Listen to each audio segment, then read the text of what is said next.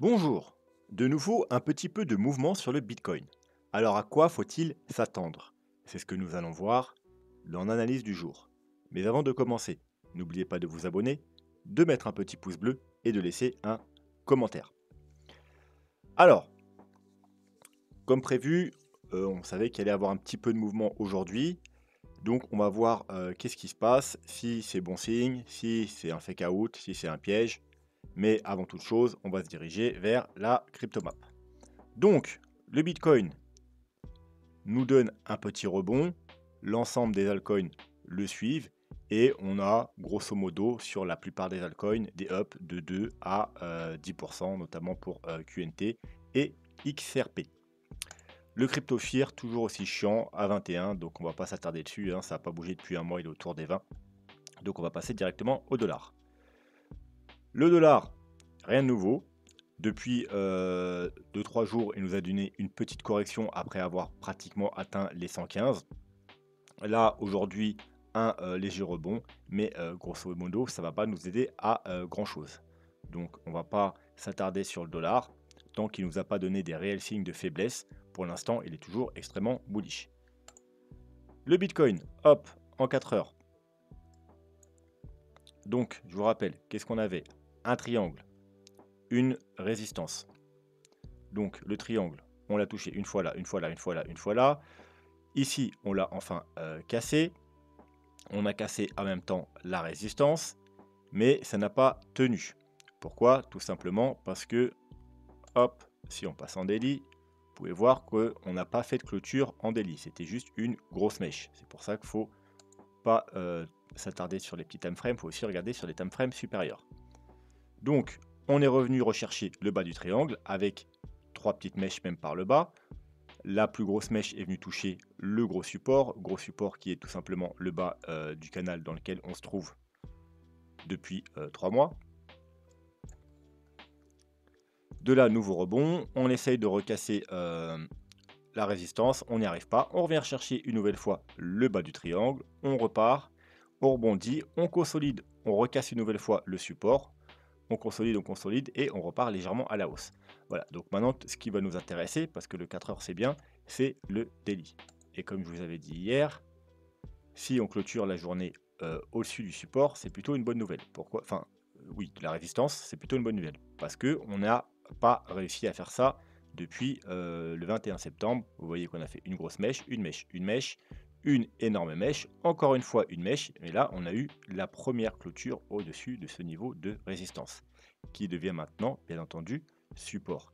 Alors ça, c'est une bonne chose, une belle clôture, donc vous pouvez tester bien entendu un trade après la clôture journalière. Du coup, après, pour prendre le trade, bien entendu, on repasse en 4 heures, une fois qu'on a eu notre clôture.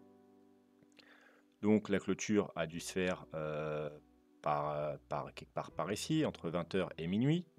Ensuite, du coup, en 4 heures, on voit qu'on a eu droit à une chance, deux chances, trois chances d'acheter le pullback parfait sur ce support. Donc c'était ce niveau-là qu'il fallait acheter si vous vouliez jouer la cassure daily. Donc 19 400 $. Donc si vous avez pris un trade, vous mettez un ordre d'achat, pile sur le bon niveau. Vous mettez un stop par exemple en dessous le dernier plus bas qui se trouve être en plus en dessous du triangle. Alors si vous avez une petite, comment dire, une petite exposition, vous pouvez à la rigueur mettre un stop en dessous les plus bas tout en bas. Mais là, ce serait vraiment pour un trade beaucoup plus long terme. Là, on est plutôt dans un trade pour viser ici et un peu plus haut le haut du canal. Donc voilà, si vous vouliez jouer cette cassure, c'est comme ça à peu près qu'il fallait la jouer. Donc maintenant, on a eu la clôture daily, donc c'est une bonne chose. Comme je vous ai dit, possibilité d'ouvrir un trade sur les plus petits time frames. Mais si vous voulez ouvrir un plus gros trade, un swing par exemple, il faut attendre la confirmation. Car, comme vous le savez, une clôture c'est bien, une confirmation c'est mieux. La confirmation, on l'aura ce soir. Voilà, si on clôture cette bougie au-dessus de ce niveau-là, eh bien, il y a de fortes chances qu'on continue la hausse au moins un petit moment. Alors, c'est un petit niveau qui faisait résistance depuis depuis le 18 septembre, c'est pas non plus quelque chose d'extraordinaire. Donc c'est pas pour ça qu'on va aller to the moon. Mais on pourrait aller rejoindre dans un premier temps la zone de rechargement de short déjà du dernier mouvement baissier. Voilà, donc qui a eu lieu au 22 700 $. Et bien entendu, si on casse cette zone de rechargement de short, on ira potentiellement rejoindre le haut du canal ou également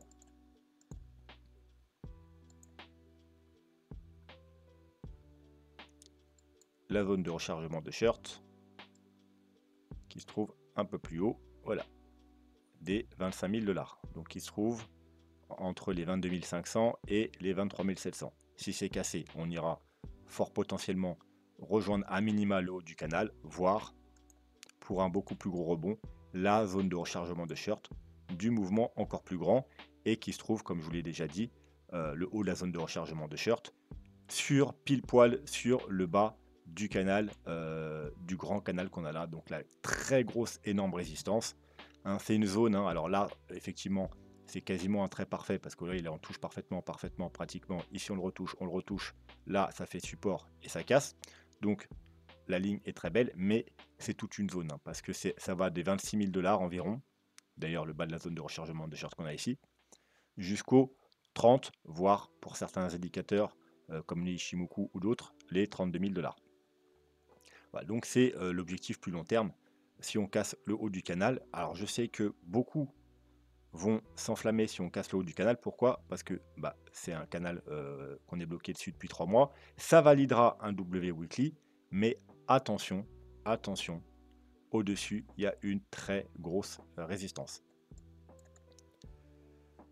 Donc, sinon, comme vous le savez, comme je vous l'ai dit hier, si par contre le marché voulait baisser, aïe, maintenant il pourrait partir à la baisse. Pourquoi?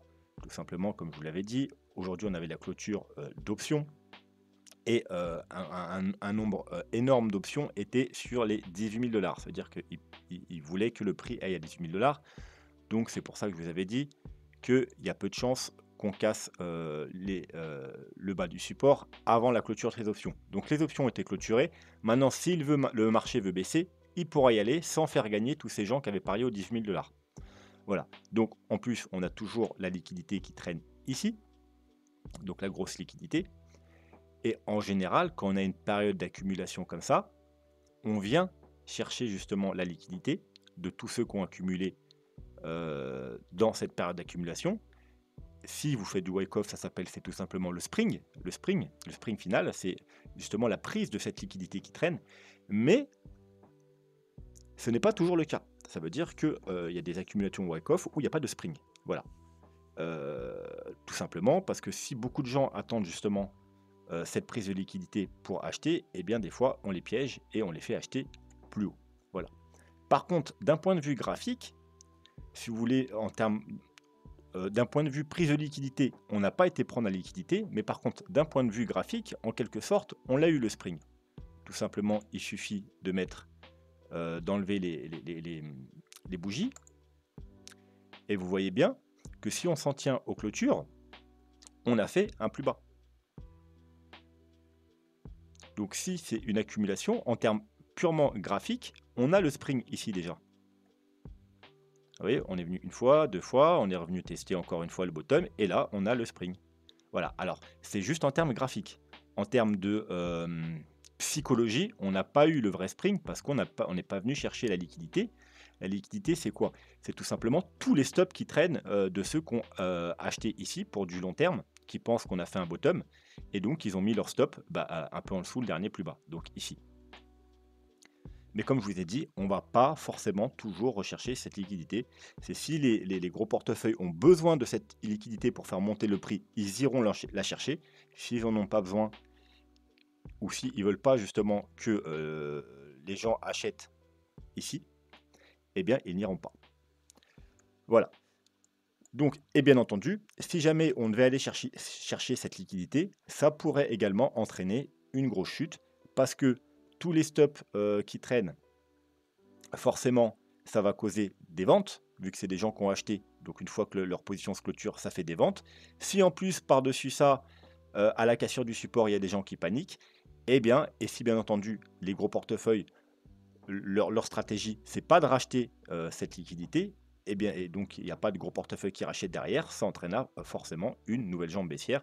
Les targets, vous les connaissez déjà, on les a déjà vus dans pas mal de vidéos, hein. On a des grosses targets aux alentours des 14 000 et des 12 000 dollars, et la target la plus basse, le gros niveau, c'est au niveau des 10 000, 10 500 dollars. Donc, alors, je vais voir, voilà. Donc, en gros, c'est ça les targets. Voilà, il y a ici et la grosse zone. Alors, on va même se mettre en mensuel.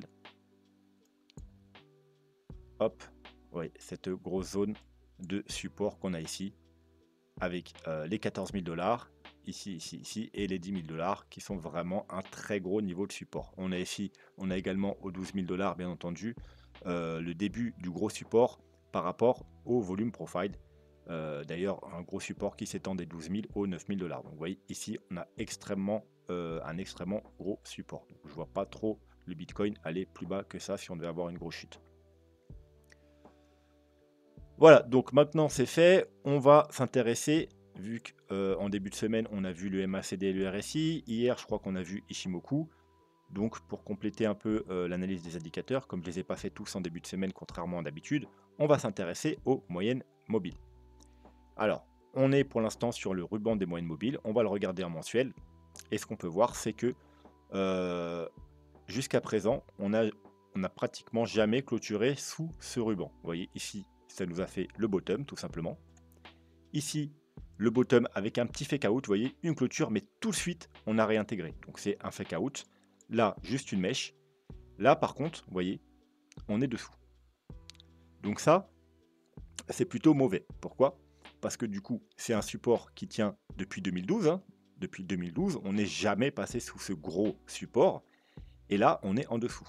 Donc, ancien support devient nouvelle résistance. Et c'est une résistance qui a 10 ans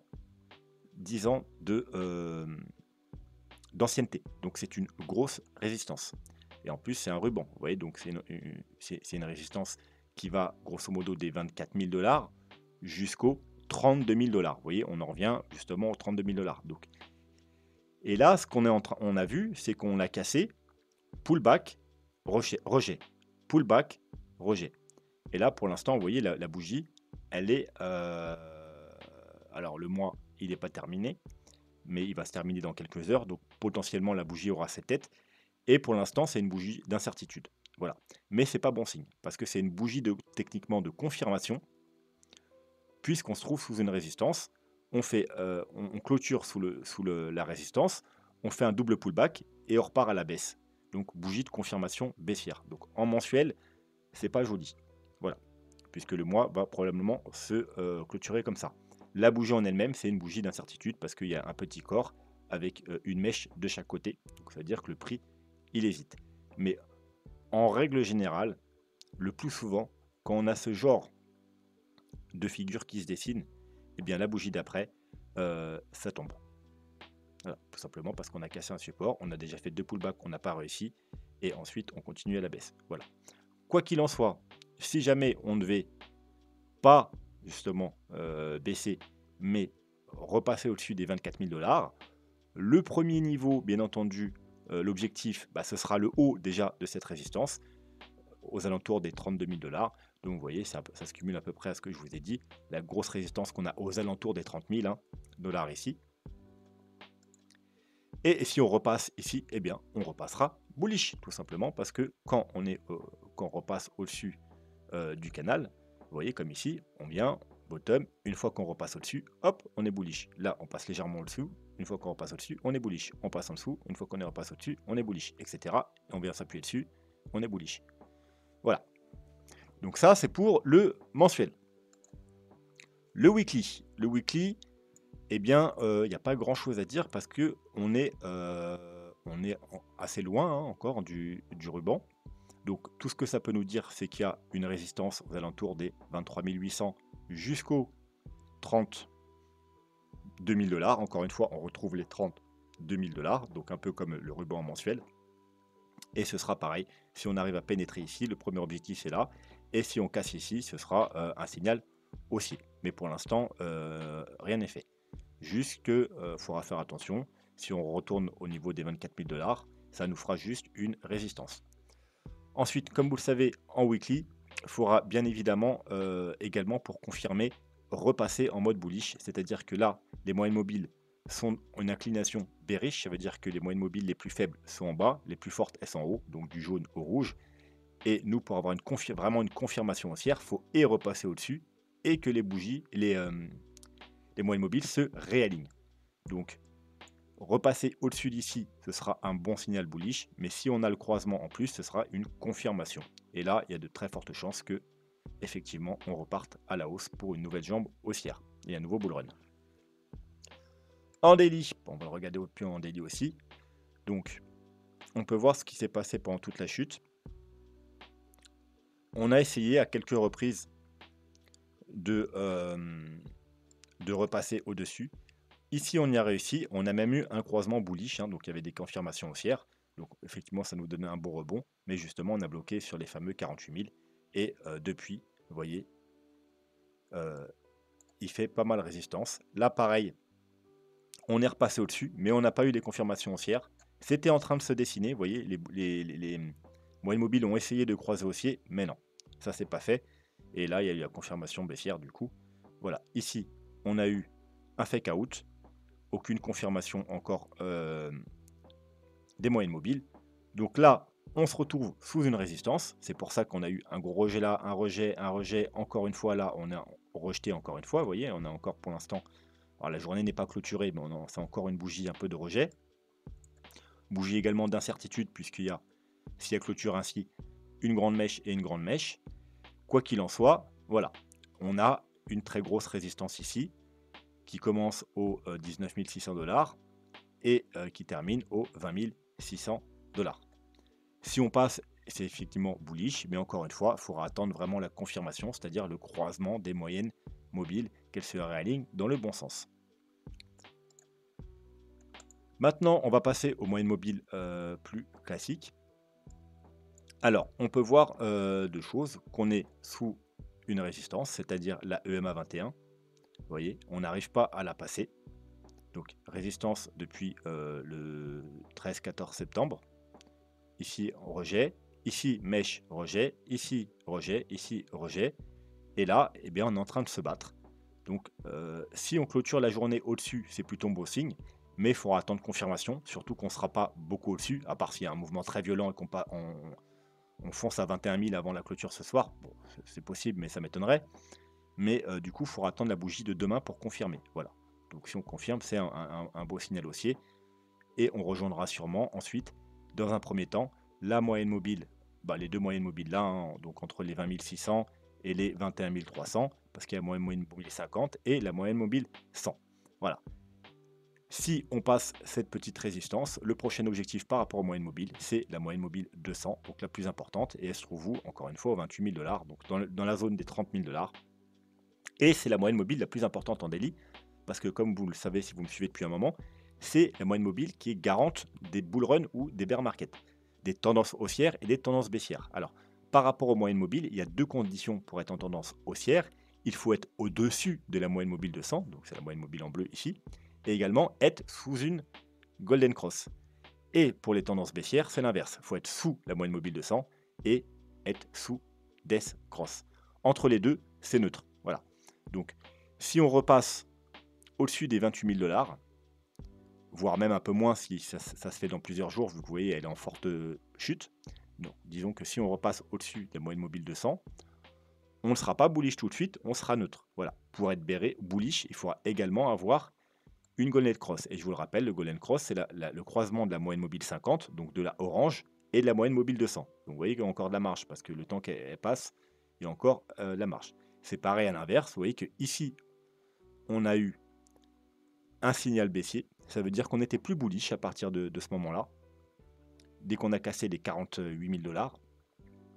Mais pas encore la confirmation baissière. On était neutre. Mais là, par contre, ici, death cross, et là, on est passé bearish. Donc là, à partir des 44 000 $, on était bearish en daily. Voilà, donc il fallait s'attendre, bien entendu, à une continuité de la chute, tant qu'on n'a pas des signaux contraires, c'est-à-dire qu'on ne repasse pas au-dessus de la moyenne mobile 200. Et comme vous pouvez le voir, là on a fait une tentative, encore une fois où les fameux 48 000 $, on a été rejeté. Et du coup, voilà, c'était le pullback. Cassure baissière, pullback, hop, grosse baisse. Voilà. Donc ça, c'est pour le daily. Pour le weekly, comme vous le savez, dans les précédents bear market, c'est la moyenne mobile 200 qui nous avait donné les bottoms, qui avait fait support. Donc ici, une fois, deux fois, trois fois, quatre fois, on est venu s'appuyer dessus. Ici, une fois, deux fois. Ici, hop, avec une petite mèche. Donc on n'a jamais clôturé en dessous. Et encore une fois, ce bear market est différent parce qu'on a clôturé sous la moyenne mobile 200.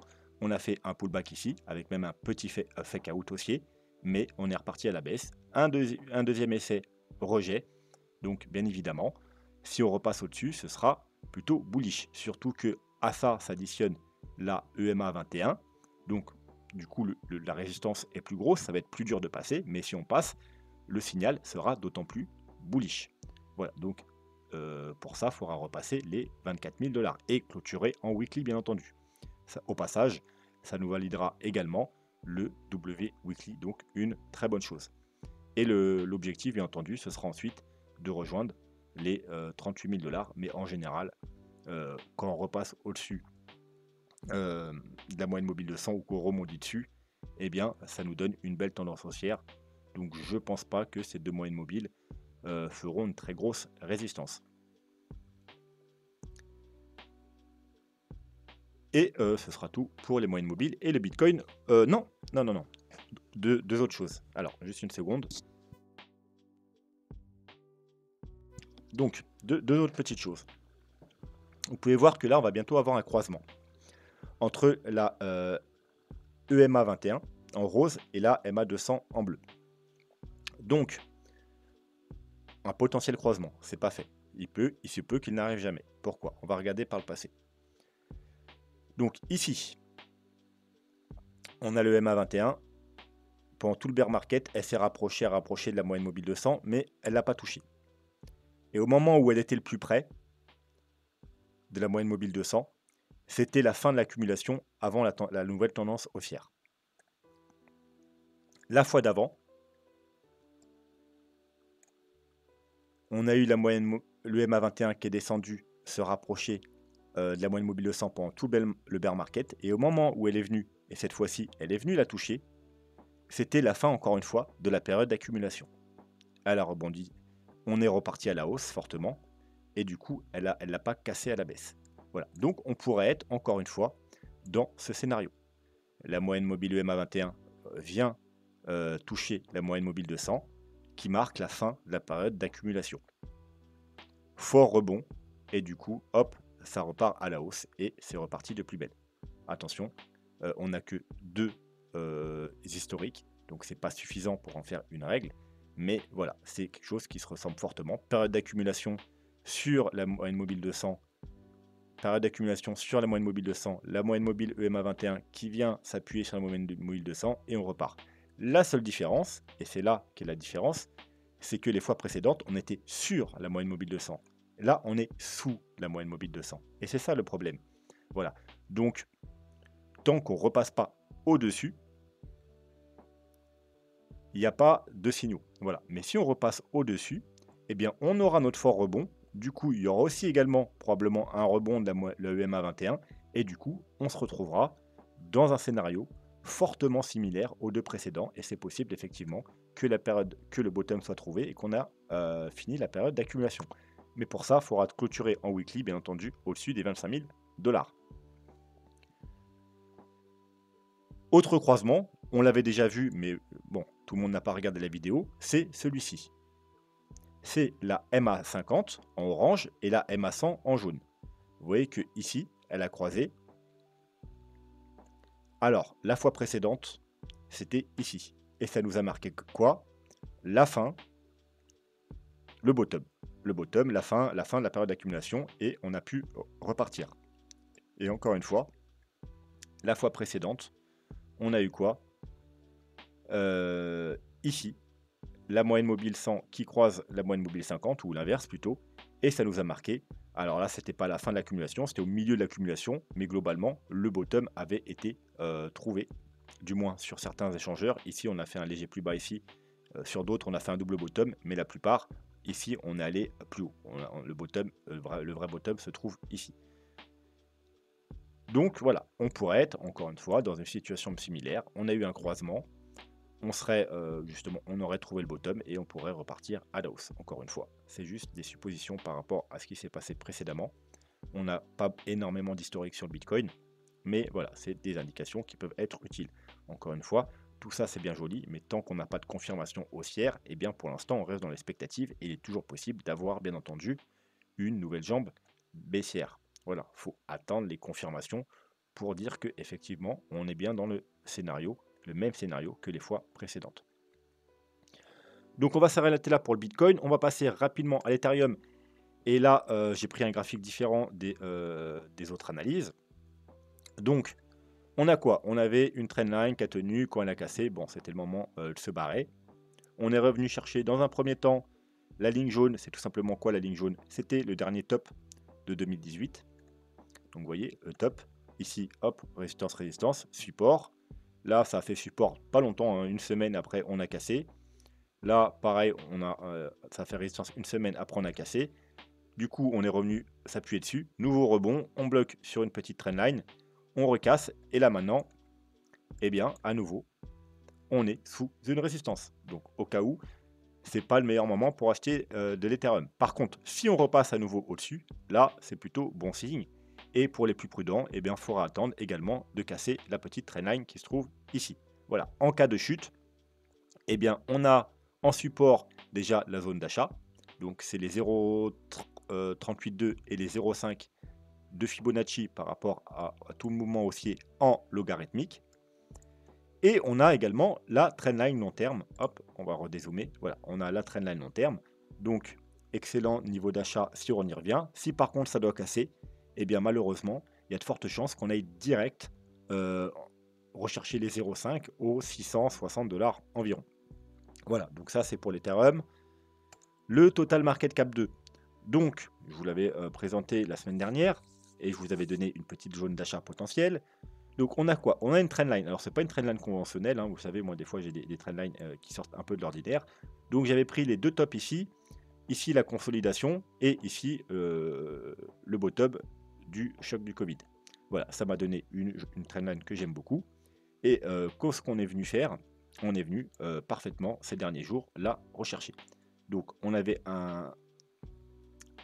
une idée d'achat ici. Pourquoi? Parce que si on est dans une vague 1, là on est dans une vague 2, en 3 mouvements, 1, 2.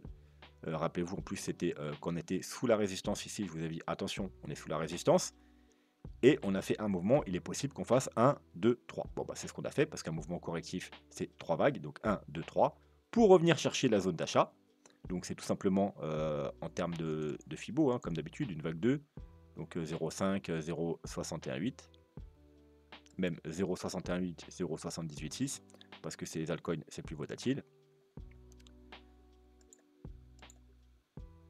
Et en même temps cumulé avec cette fameuse trendline. Donc on est revenu chercher la zone d'achat, donc c'est une bonne chose. Si on casse, par contre, c'est plutôt mauvais, parce qu'on sort de la zone d'achat et en même temps on casserait la trendline long terme, et on irait dans un premier temps possiblement refaire un double bottom, voilà. Alors ce niveau-là, c'est pas un niveau anodin, c'est également le dernier plus haut de, du bull run de fin 2017, début 2018. Et bien entendu, si on casse ce niveau-là, eh bien, faudra s'attendre à une très forte chute. Voilà, donc grosso modo, on est dans un bon niveau d'achat, mais pour les plus prudents, faudrait attendre qu'on recasse ce niveau-là. C'est un niveau très pertinent. Rejet, rejet, support, support, support, support, support, support, résistance, résistance. Bref, un niveau extrêmement important. Alors, je vais vous donner le niveau. C'est les 600. Voilà, en gros, entre guillemets, les 600. Donc, faites attention. Donc, je rappelle, le total market cap 2, c'est l'ensemble des altcoins.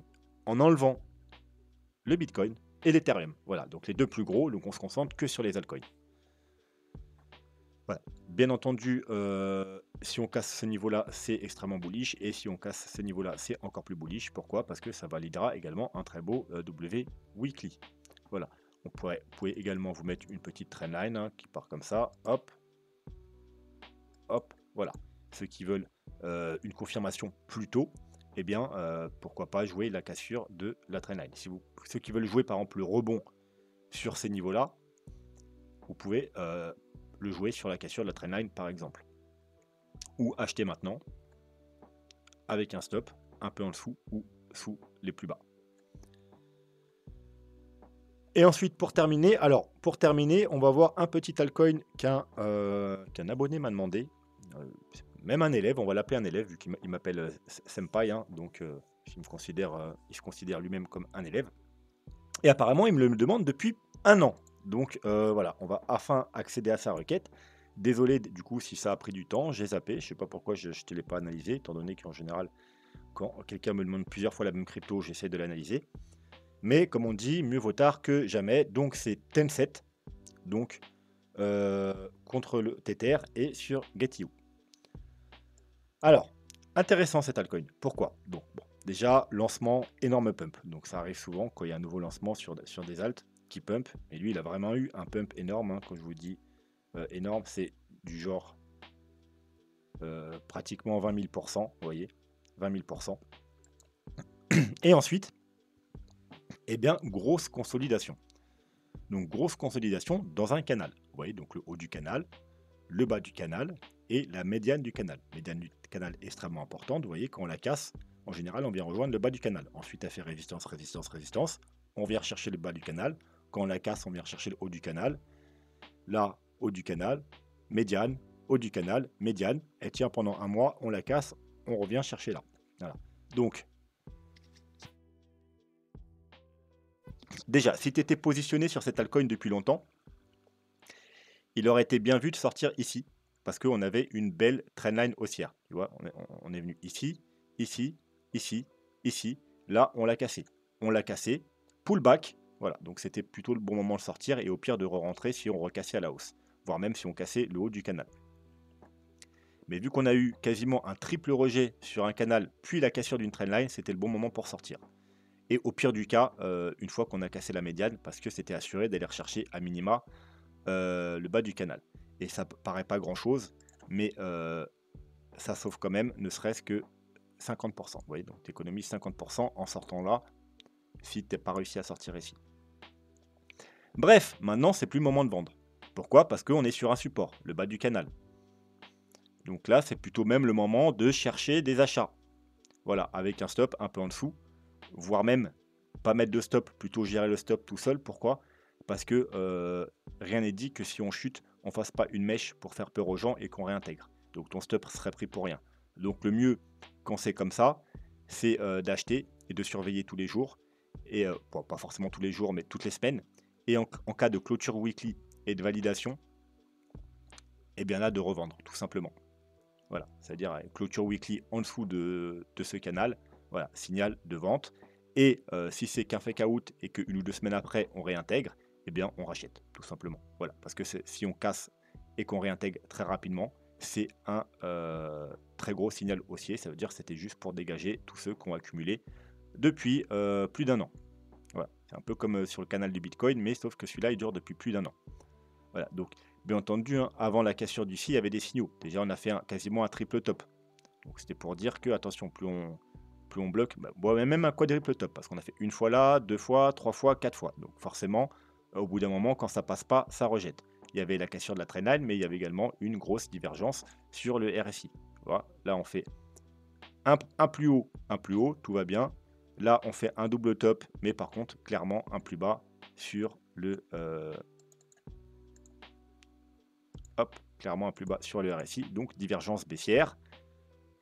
Donc c'était le bon moment de sortir, voire à la cassure de la trendline, comme je t'ai dit tout à l'heure. Donc maintenant, quoi faire? Soit acheter, comme je t'ai dit, avec un stop psychologique, éviter de mettre un stop parce qu'il pourrait y avoir des mèches, et de se dire que je revends si on clôture en dessous, et au pire, si c'est un fake out, de racheter plus tard, ou ne rien faire, attendre attendre des confirmations haussières.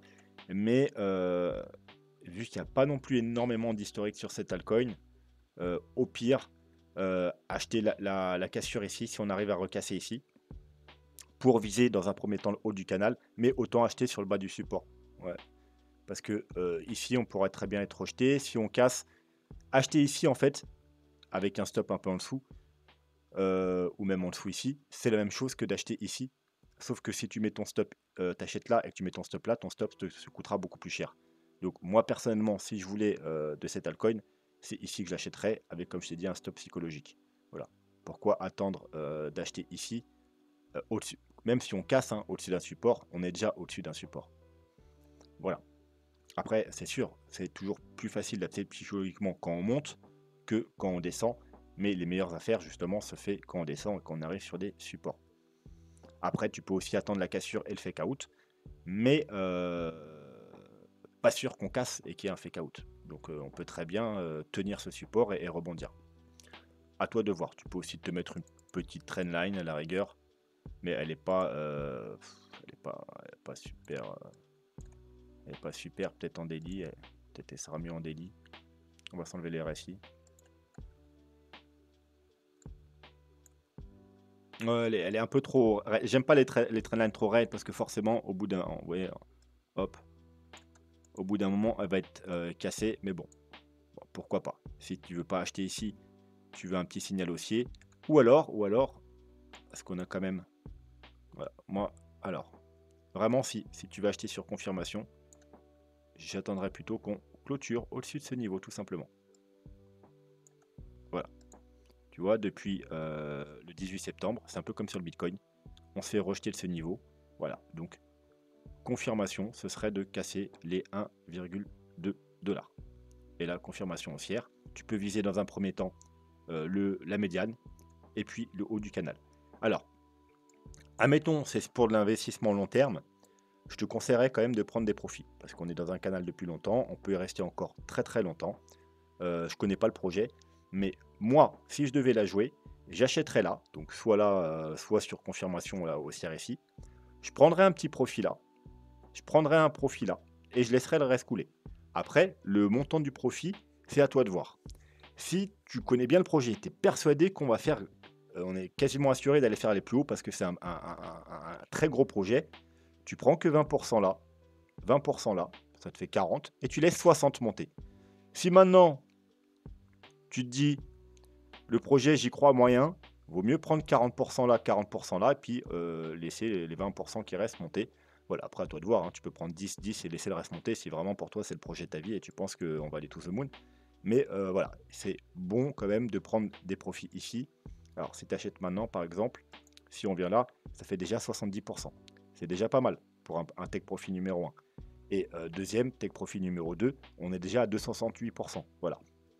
Donc même si tu prends 20 et 20 et qu'il te reste 60, tu as déjà pris un 20% à 70, 20% à 260. Voilà. L'objectif,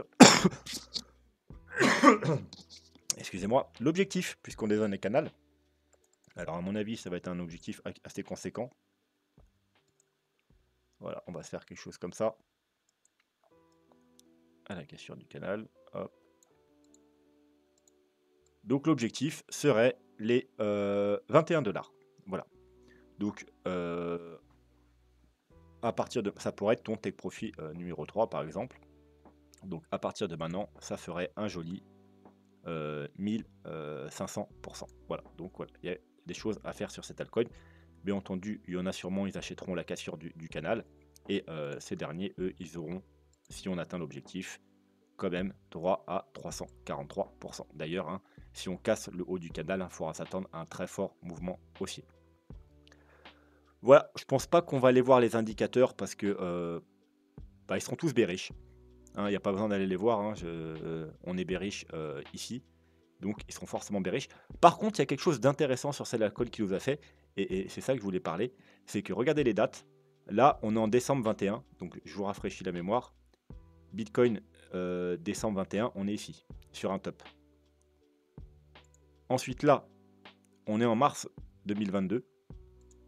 Mars 2022, on est ici. Ça veut dire que le Bitcoin, il a une grosse chute. Il a fait un petit rebond. Mais on a été clairement plus bas qu'ici. Alors que regardez lui, il nous a fait un nouveau plus haut.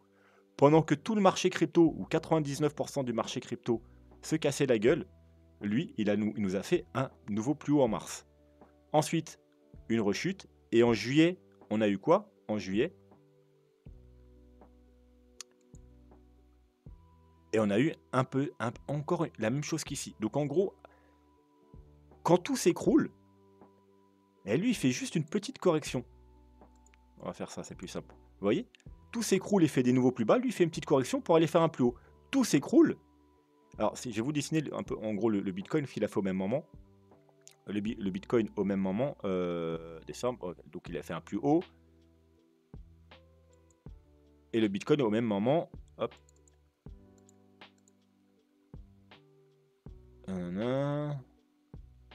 Si vous voulez, le Bitcoin, lui, il a fait ça.